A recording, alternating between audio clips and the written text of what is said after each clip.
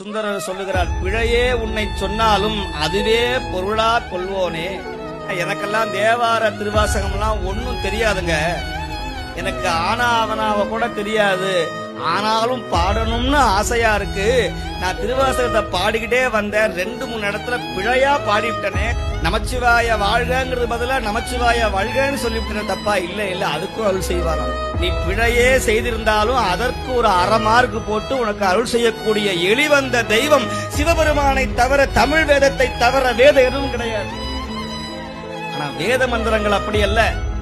நீங்கள் அக்ஷரம், சுதி, அந்த துவனி நீங்கள் தவறாக சொல்லிவிட்டீர்கள், ஆனால் அது பிழையாக மாறிவிடும். ஆனால் தமிழ் வேதம் அப்படி அல்ல.